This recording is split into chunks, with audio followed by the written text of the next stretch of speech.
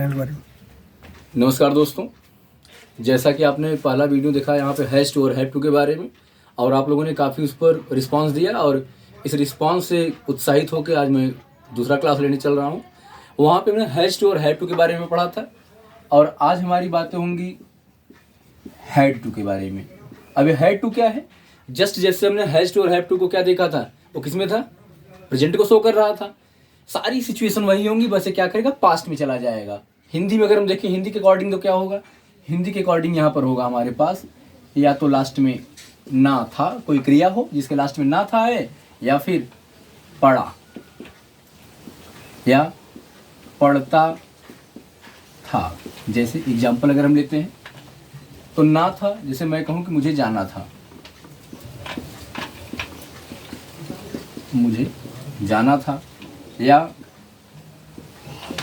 मुझे जाना पड़ा, या फिर मुझे जाना पड़ता था।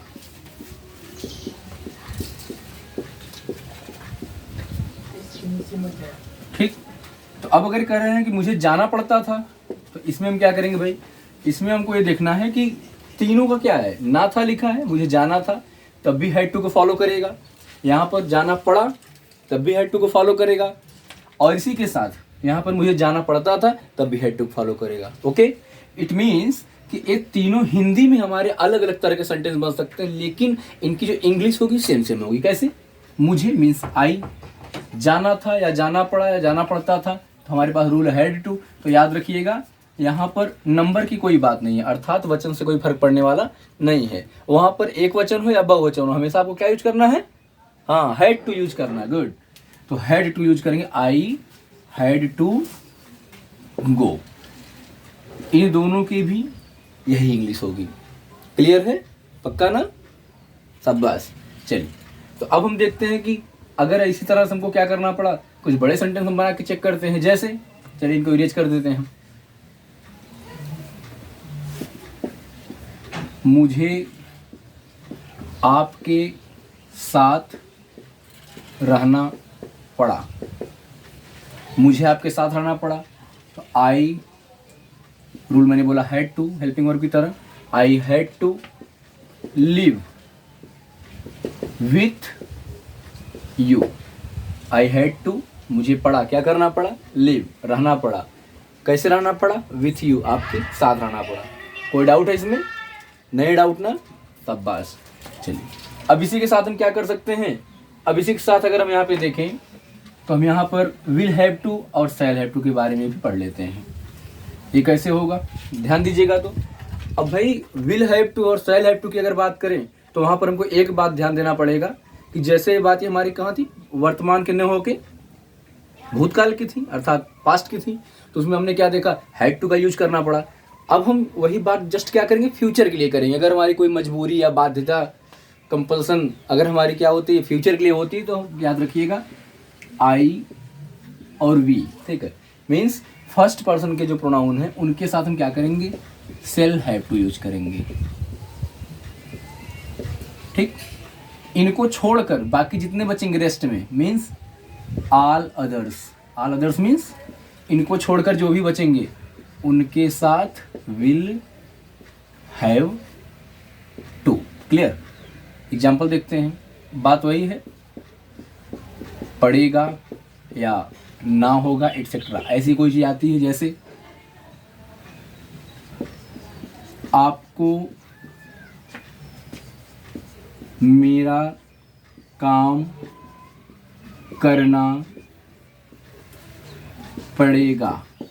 चलिए भाई, ये कह रहे हैं आपको मेरा काम करना पड़ेगा, तो क्या करेंगे, आपको मीन्स आप, इट मीन्स यू, पड़ेगा, रूल मैंने बताया यहाँ पर आई वी को छोड़ के बाकी जो बचते हैं उनके साथ क्या लगता है, हमारे पास आता है विल हैव टू। तो हम क्या देखेंगे, यू विल हैव टू, क्या करना है, काम करना है। किसका? मेरा। You will have to do, मेरा मीन्स माई, वर्क मीन्स काम, माई वर्क।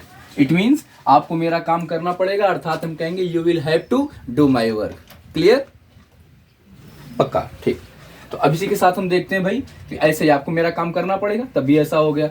अगर हमको मान लीजिए ऐसा न करना हो कि भाई हमको काम करना पड़ेगा या क्या करना पड़ेगा, हो सकता है होगा, जैसे पिताजी को आज घर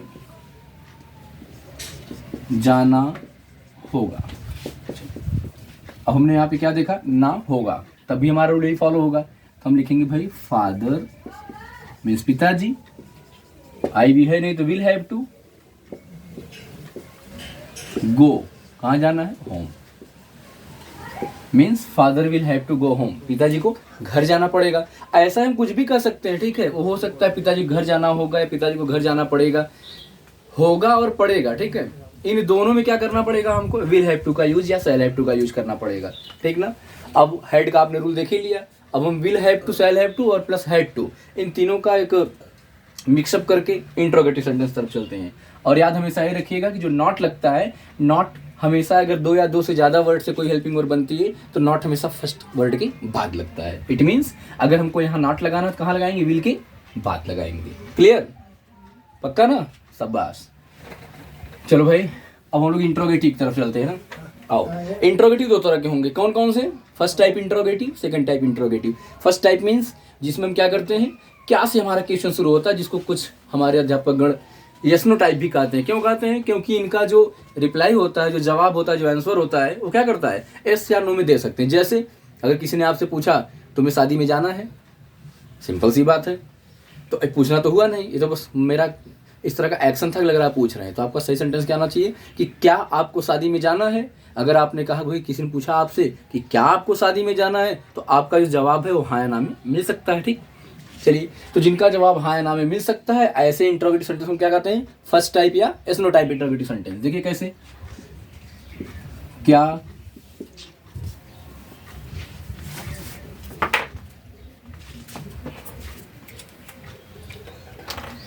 तो चलिए भाई कोई बात नहीं, वो हमारा जो काला वाला था ना खत्म हो गया था, ठीक है। आइए देखते हैं, करीबा आ गया, हाँ करीबा आ गया। चल देखते हैं तो क्या करना है, जैसे क्या आपको, ठीक है, क्या आपको जाना है। अब हमको यही बात कहनी, क्या आपको जाना है, तो इसके लिए आपको रूल बताया गया है हैज टू और हैव टू का। तो मैंने कहा इसको पहले क्या लिखिए, हेल्पिंग वर्ब लगाइए, हैव, आपको हिसाब, आपको लिखा यू होता है इसलिए हमने यहाँ पे हैव लगाया, तो have you to go, very simple. अगर वही पास्ट में हो तो क्या मुझे कल आना था, मतलब ये क्या हुआ, बीत चुका है तो पूछ रहा है कि क्या मुझे कल आना था, मतलब लेट तो नहीं हो गए। तो चलिए भाई कैसे देखेंगे, था के लिए मैंने बोला हैड टू, तो हैड आई टू कम, कल मीन्स एस्टरडे, YESTERDAY। अगर इसको आपको लग रहा है नहीं फ्यूचर में पूछ रहा है क्या हमको कल आना था, तो भाई जब कल आने की बात कर रहा है, आना था तो मतलब बीत चुका है ना, इसलिए हमको पास्ट में लेके गए। जैसे अगला, क्या मुझे भी पढ़ाना पड़ेगा, क्या मुझे भी पढ़ाना पड़ेगा, तो वेरी सिंपल क्या लिखेंगे हम, क्या मुझे भी, हमने देख रहा है कि भाई क्या है, फ्यूचर की बात कर रहा है, तो हमारे फ्यूचर क्या है, फ्यूचर के लिए हमारे पास हैव, विल हैव टू और शैल हैव टू है। तो यहाँ क्या मुझे आई हो गया, आई के हिसाब से क्या होना चाहिए, शैल होना चाहिए, मैंने ऊपर आपको बताया था पहले, यहाँ होगा shall I, okay, shall I, have to पढ़ाना, टीच, आप कर रहे हैं कि यहाँ लिखा है भी, क्या मुझे भी पढ़ाना पड़ेगा, अगर ऐसा कहना है मुझे भी पढ़ाना पड़ेगा तो क्या करना पड़ेगा, आल्सो, तो होगा shall I also have to teach, ठीक है, तो आल्सो यहाँ पर हम कर लेंगे, ठीक ना। विश्वास है कि इसमें कोई डाउट नहीं होगा, ठीक है। तो यहाँ से एक चीज और सीख लीजिए कि अगर ऐसा हो कि जो क्या लगाया है सब में, अगर क्या आगे न रहे, कहाँ पे जुड़ा हो, बीच में कहीं जुड़ा हो, अगर आगे भी इससे नहीं मतलब, बट हमारा सेंस से होना चाहिए कि हमसे डिस्क्रिप्शन मांग रहा है। जैसे किसी ने आपसे पूछा क्या आपने खाना खाया, तो इसका मतलब आपका जवाब हाँ या ना में संभव है। लेकिन अगर ऐसी बातें आ जाए कि किसी ने आपसे ये पूछ दिया कि आपने क्या खाया, तो क्या अभी आपका जवाब हाँ या ना में संभव है, बिल्कुल नहीं।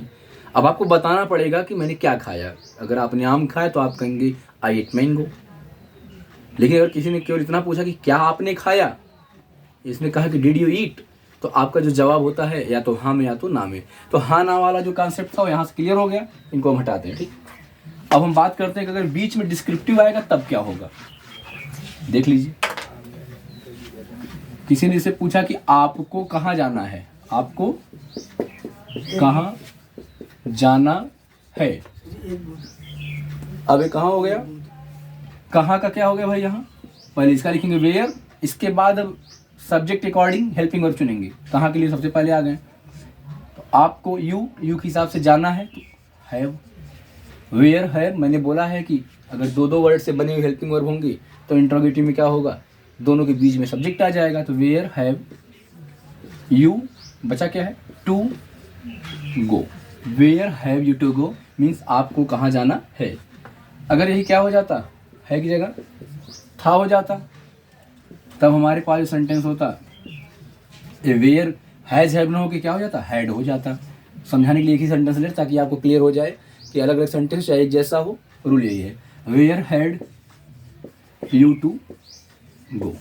फ्यूचर में अगर कहता है भाई कि आपको कहाँ जाना होगा, तब हमारे पास क्या होता, जब थर्ड वाले के अकॉर्डिंग आते तब हमारे पास होता वेयर, यू के हिसाब से क्या रहेगा, विल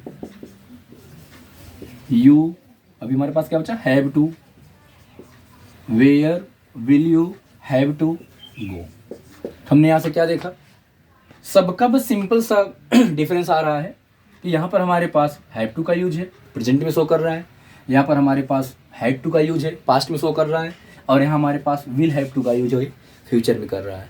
क्लियर ना, I think you have no doubt. Okay, ये क्लास जो हमारी थी हैज़ टू और हैव टू के बाद की एक सीरीज है कि ये हमने अगर पिछला पढ़ लिया था, ये हमारा दूसरा हुआ। तो आज जो है इसी टॉपिक के साथ हमारा has to, have to, had to, will have to और शैल हैव टू फिनिश हुआ। Thank you.